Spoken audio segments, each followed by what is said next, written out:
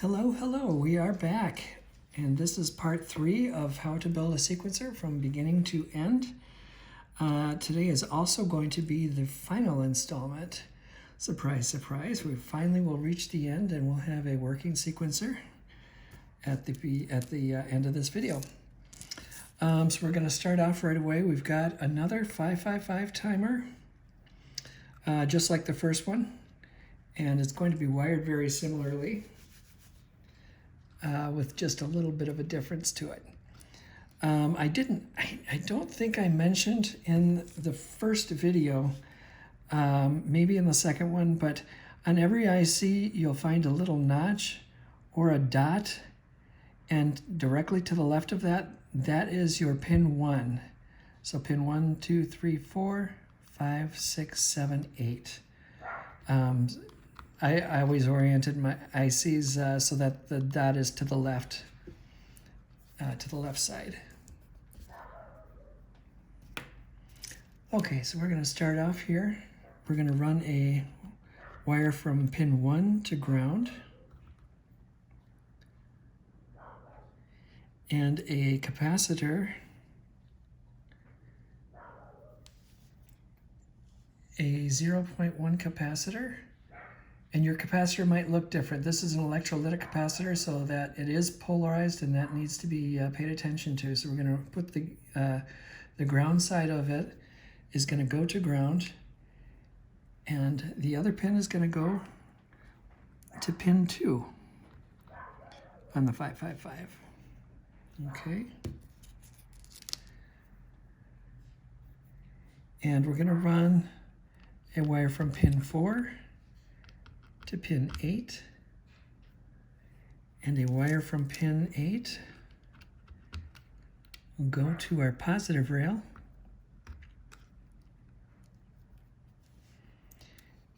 and we're going to take a 1K resistor and connect it to pins 6 and 7. We'll just kind of squeeze it in there. That's my dog out there barking away.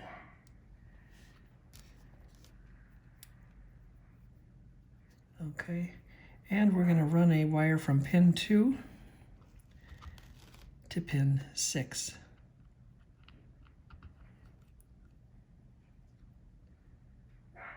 And a wire from pin 3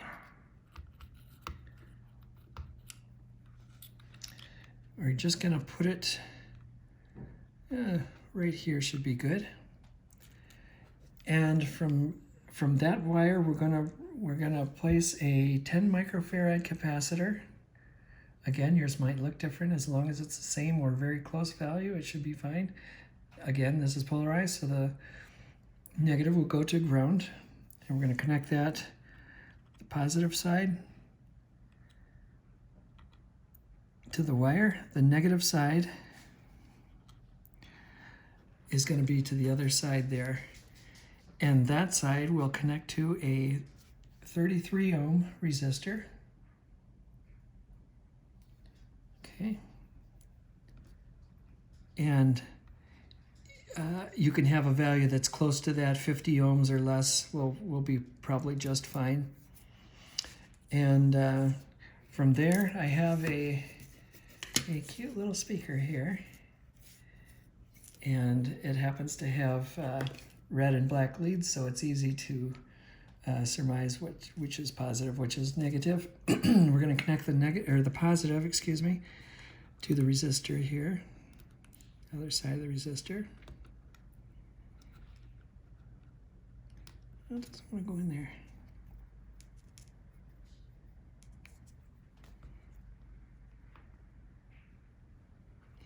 And the black wire, the negative, will go to ground.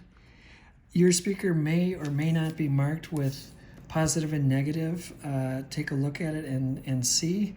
If it doesn't, then just plug both, just take a guess and plug it in, one to the resistor and one to ground, and it should work just fine. This isn't a critical circuit or anything. Okay, so now we're going to hook a wire to pin 7.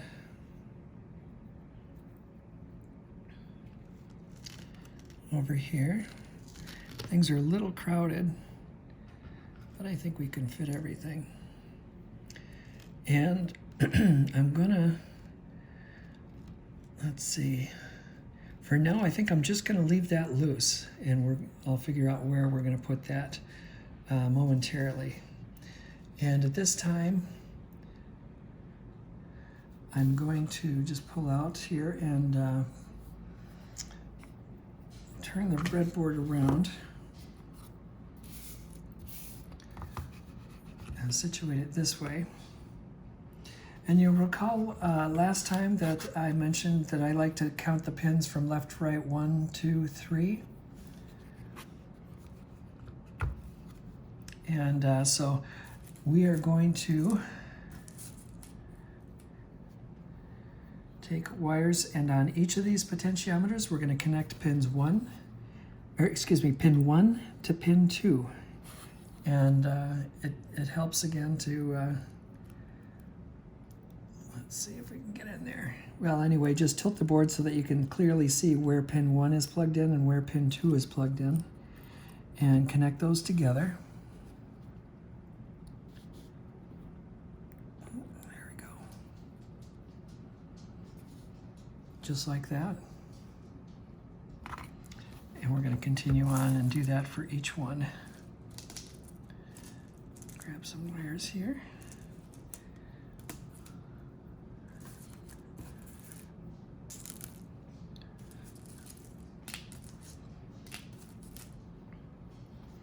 Okay, so continuing on, pin 1 to pin 2.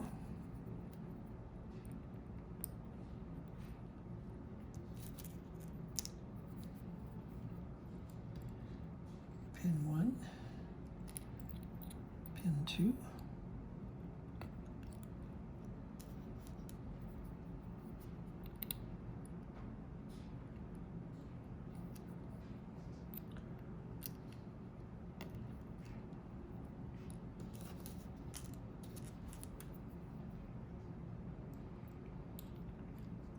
Pin 1 to pin 2.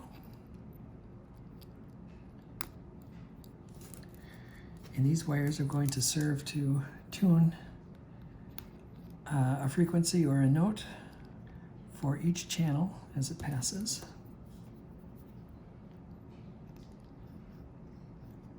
Pin 1 to pin 2.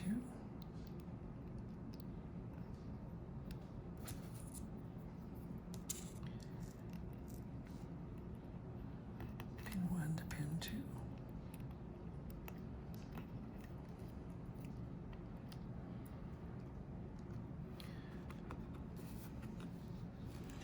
Okay, things are looking crowded here, but we're doing all right. So again, I want to just show you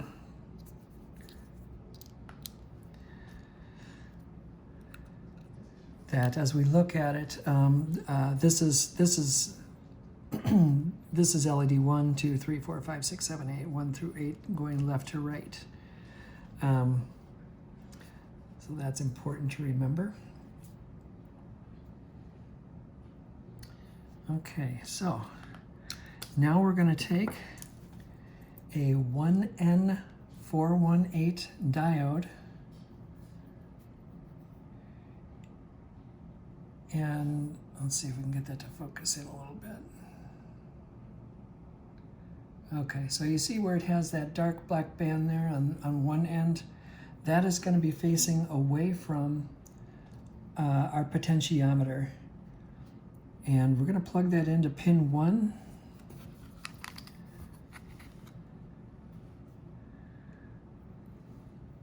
It's going to get a little crowded, but we're going to do just fine.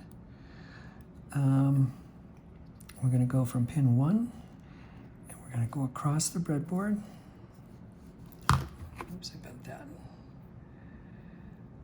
It's a good breadboard. It's got good firm connections. Sometimes the connections bend though. Okay. So pin 1. Arguably, you could plug it into pin 2. You just have to make sure that on the other end here. Let's see. Sorry for all the shaking around. You just have to make sure that nothing is connected on the other side where that's going. Let's see if I can, let's see how that path is clear there. Okay, and so then I think pin 1, the way we have it situated, is best on each potentiometer. If you disagree, that's okay, go with pin 2. And I'm just going to continue there, and the black band, again, that's going away from the potentiometer. That's important because the flow of energy can only go one way from the anode to the cathode being the black band, the negative. Okay, so again, pin 1 across the breadboard.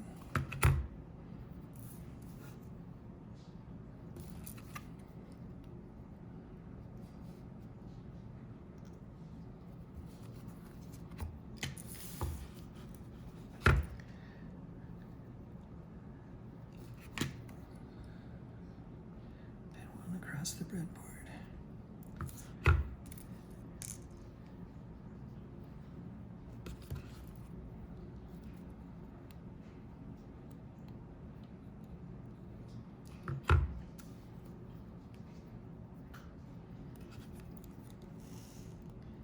Pin 1 across.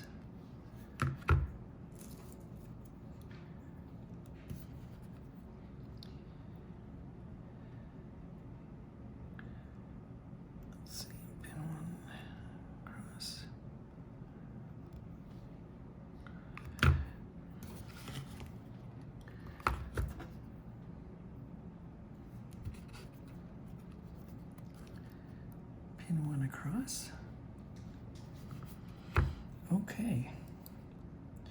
So now that we have all those, we're going to connect all of the other side, the cathode side, the side with the black band. We're going to connect each of those together.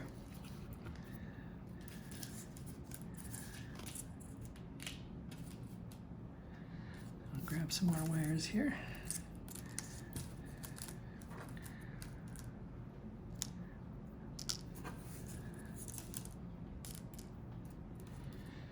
Okay.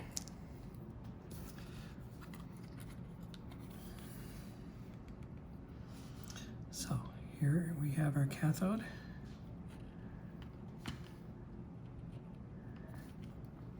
Let's see if we can get that oriented so it makes sense there. So connect that to the cathode next to it. Take another wire to that, same one, and go to the next one.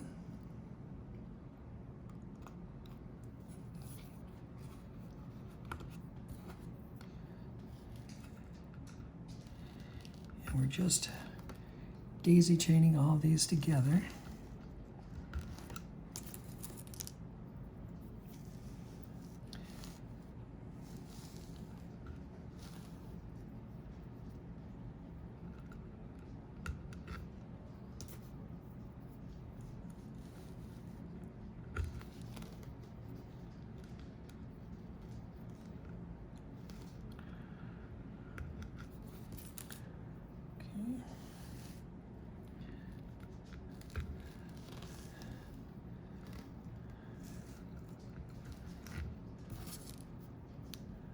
I'm ambidextrous, if you may have noticed, and sometimes my hands kind of fight over which hand is going to do what.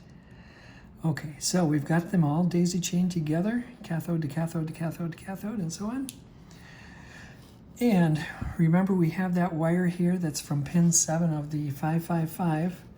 We're going to just come over here and we're going to connect that to our cathode of diode 1. It does not have to be diode 1. It can be any one of them because they're all now connected together.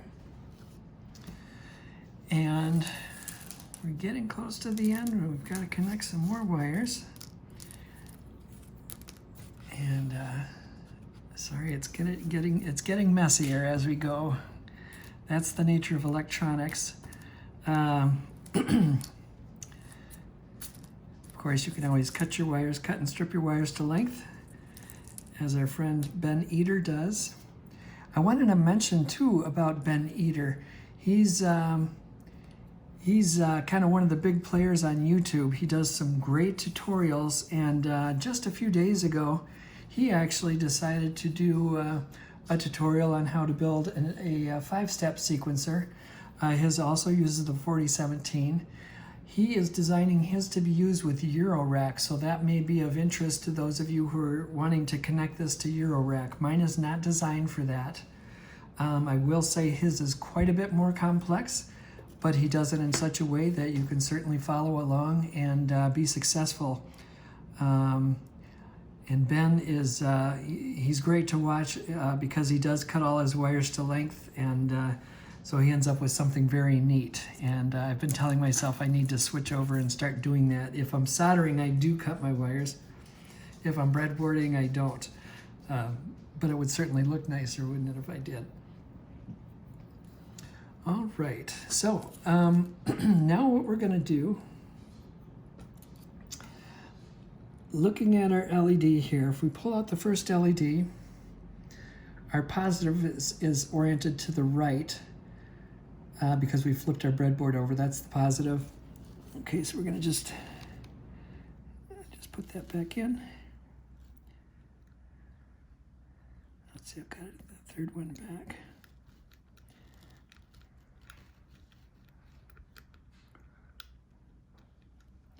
I can get that in there.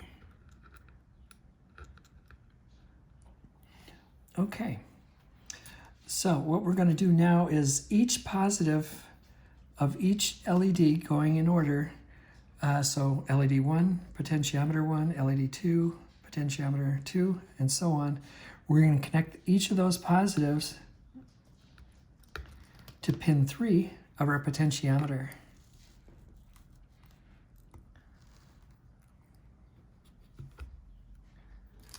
Okay, so remember the positive is on the right side of the LED, and we'll just connect that to pin 3.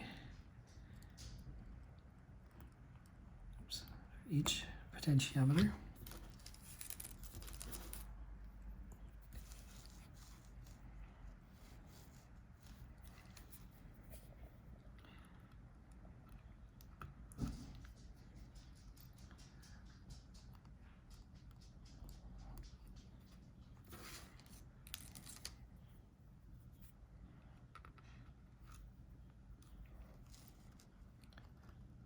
Just continuing along here. Okay.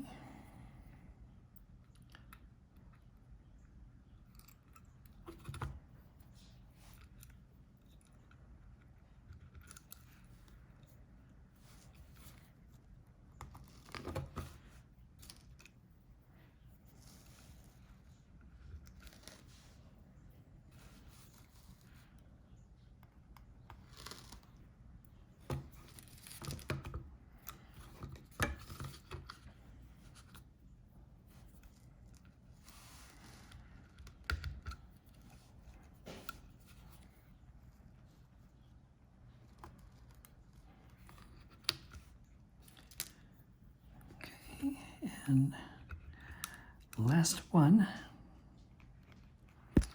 and there we go. So all the positive leads of the LEDs should each be connected to pin 3 on the potentiometer. That would be the farthest pin to the right on each potentiometer. All right, we have our speaker. We have our trusty Energizer Ultimate lithium battery. I don't have a deal with them, but hey, I wouldn't mind one. And then we're just going to plug in our power.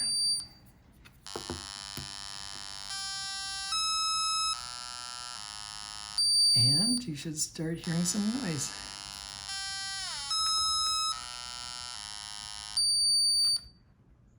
Sorry about that high-pitched noise.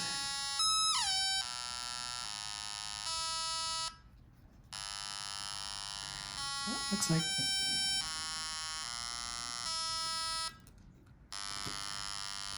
our first one is not working. Let's see what we've got here.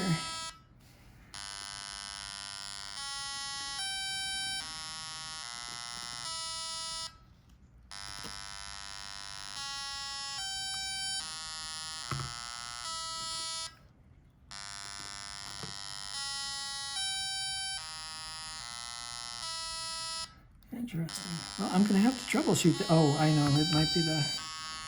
Let's see.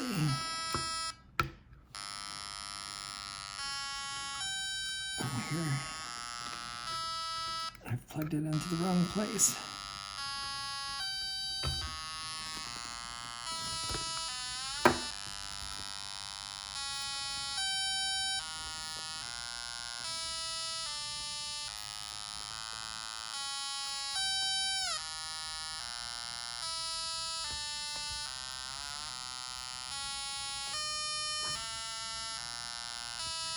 And you can just play around with the tuning, basically.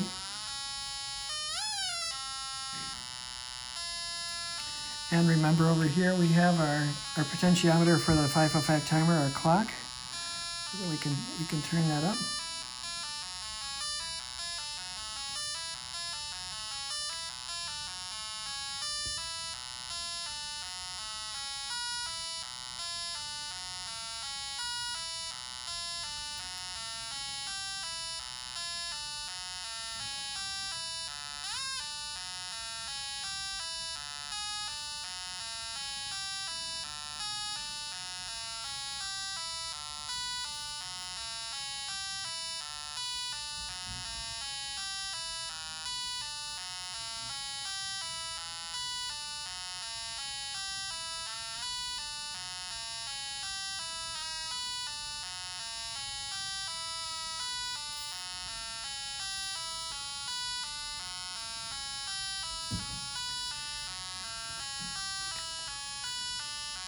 And as you can see, it's very easy to get lost in this and just start playing around and tuning it.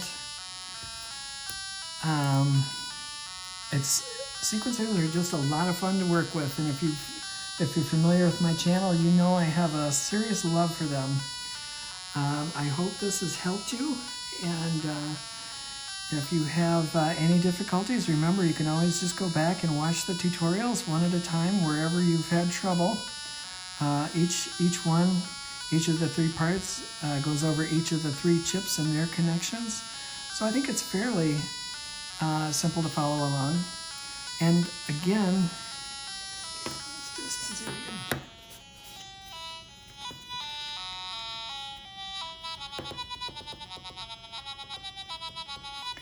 Fake a little modulation there. Again, I do want to say that Ben Eater, E-A-T-E-R, is a great YouTuber on YouTube, and he has just, I think, like 3 days ago, he did a 5-step sequencer, but of course you can continue and do 8 steps. Generally with sequencers, 4 steps or 8 steps or 16 steps or maybe 32 steps even, those are the most, those make the most sense in a musical fashion. If you think of 4/4 time, you've got 4 notes per bar. So you've got 4 and 8. You've got, you know, essentially if you're talking 4/4 time here, you've got two measures. And but he chose 5, and that's fine.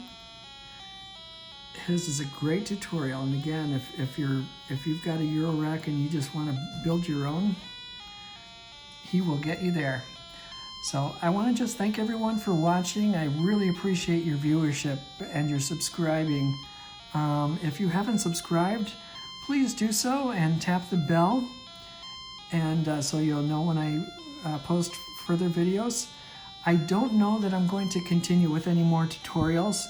I just really wanted to do this one for you because I know a lot of people, they just want to have a sequencer that works and to play around with. And of course, this really lends itself to being mounted in a box if you wish to do so, or you can just leave it on the breadboard and make changes or this or that.